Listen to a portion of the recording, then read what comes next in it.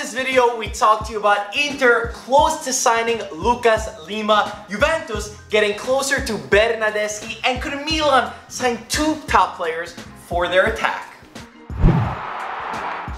What's up, everybody? I'm Marco Messina. And I'm Michael Cantaris. And welcome back to Italian Football TV. If you are new to this channel, this is the usual look for us at IFTV. Hope you enjoyed that vlog. If you didn't see it, go check that one out. This is our transfer news video. We're gonna take you through all the latest Serie news and we'll give our opinion on it. So we'll start out with some Roma news to kick this one off. De Frel was announced by Roma in amazing fashion. Roma are doing an incredible job on their social media game, and we saw it yesterday in James Pallotta's presentation where he did speak about it, and he said not only are they 3 times better than everyone in Serie, they're amongst the top in Europe.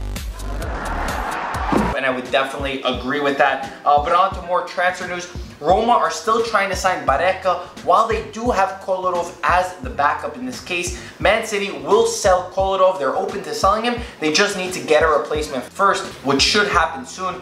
Roma are ready to offer 30 million euros for Mahrez. Leicester are still at 40 million according to Gazzetta dello Sport. So yeah, what do you think about that? I'm excited actually for Roma and all the stuff they're doing. Yeah, that was the funny little promotional trailer they did. It was more like a making fun of thing, but ended up being very successful. For Mahrez. And Mahrez, yes, that's a big thing. I think if they meet in the middle at 35, they should take him. And I think it's going to be a great signing. 35 is worth it for you. 35 is worth it for me, yeah. I agree. I think he's a great player, and Roma should sign Mahrez. Gilardino might be joining Venezia. We all know he was relegated from the Serie to the Serie B where he's supposed to play, but he was released as a free agent, and apparently he could join Pippo Inzaghi's team, and it would make for an even more interesting Venezia side. Lazio Di Gennaro from Cagliari did pass his medical today. He's 29 years old. The center midfielder will be joining. We saw Lazio did unveil their new jerseys, so hopefully we see Di Gennaro in a new jersey very soon. Inter are apparently close to signing this player who we never heard any links to before. He's from Santos. His name is Lucas Lima. Who the f is that guy? Who the f is that? He's a number 10, 27 years old. His contract does expire in December, so Inter could get him for free in January, but apparently they're close to getting this deal done now so he could play the entire season with the Nerazzurri. That's funny because usually when you're thinking of like a Brazilian guy that you can take from, you know, from a Brazilian club like Santos, you're gonna think he's young, but he's 27 years old. Maybe he was a late bloomer, but why not bring a Brazilian, give him a chance? Hopefully he's not gonna be that expensive. Yeah, I have absolutely no clue anything about this guy, and like Michael said, I was expecting to see a 17 or 18-year-old kid, and a 27-year-old did shock me, but around the internet, people are actually liking Lucas Lima a lot. Don't know anything about him. If you know something about him, let us know in the comments below. Not gonna happen.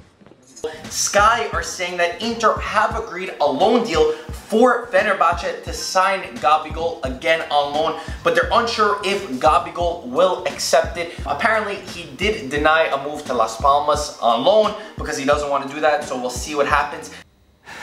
I don't want to go. Sabatini says they're still waiting for the right offer for Perisic to come in. Sheik is not committing to Inter at the moment. He's taking some time off in Prague right now because this definitely takes a big toll on him mentally after having apparently some heart problems, signing for Juve, being announced at Juve, and then the deal doesn't go through. Tonight I wanna cry. So Di Marcio says he's thinking on what to do. They're still in talks with Inter at the moment, but he might stay at Sampdoria this season. Oh, grazie. What do you reckon is the best thing for Sheik at the moment? I'm trying to think right now because I think he can get minutes at Inter, but then again I feel like when he was linked at Juve, I feel like one more season at Sampdoria would have done. You said that. You said it even before he signed. I don't even know what the best thing for him to do. I think he can start at Inter. That's the thing. It's just gonna be tough. I think he should make his next step. I think Sampdoria take the risk. They keep him for another season and then try to sell him next year for even more of a price and make Inter and Juventus both regret it. Because if he does have a good season and with Muriel not there anymore, he could be a great starter for Sampdoria, and I think this one could be really good. So I would take the risk and keep Sheik. Ferrero even did come out and say that he might end up staying. Bernardeschi is very, very, very close to joining Juventus. We've been saying this for about weeks right now. But Di Marzio says that today it was almost a done deal. They're just haggling over some bonus price. So that's the only thing that's holding this up right now. Apparently today it's supposed to be done. Hurry up and buy.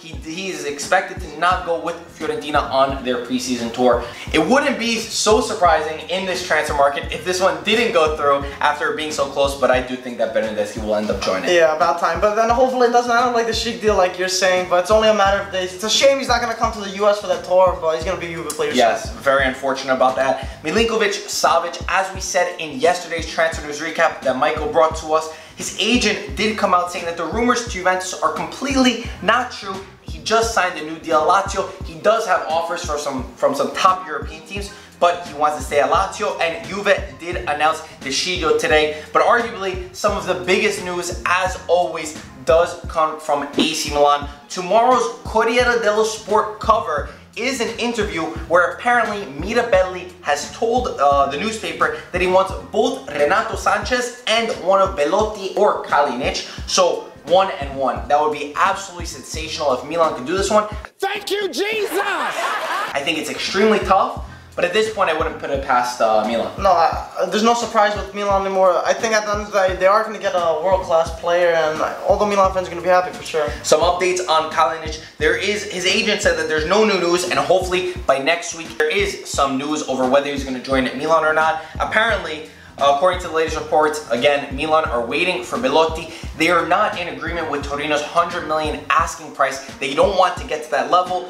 Belotti did have a meeting with Torino's president tonight, well, last night, and apparently that was a decisive meeting on deciding whether he's gonna stay at Torino for another season or if he does leave. Torino's president was live today on Italian TV, and they asked him, they said, forget about talking about Belotti. Who's Torino's next signing going to be? And he said, Gallo Belotti. So, Mihajlovic was standing right next to him.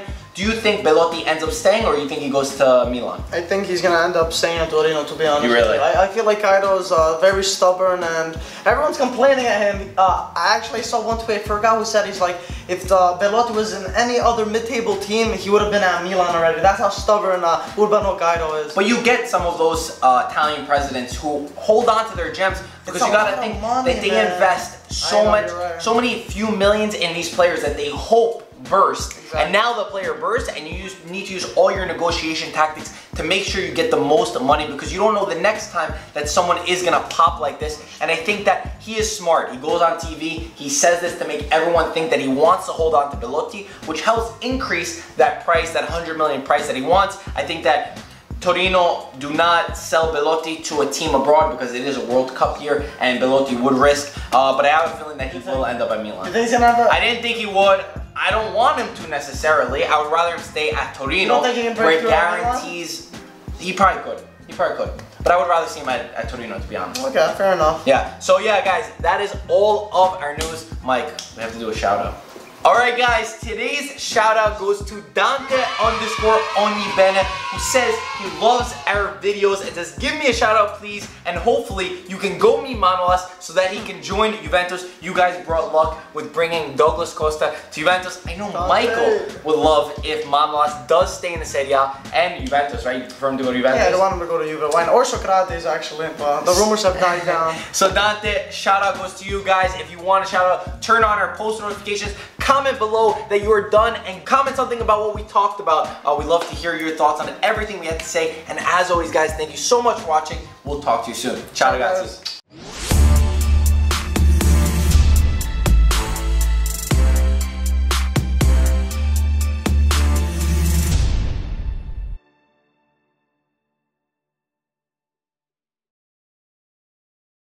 I feel like a rotisserie chicken at Costco.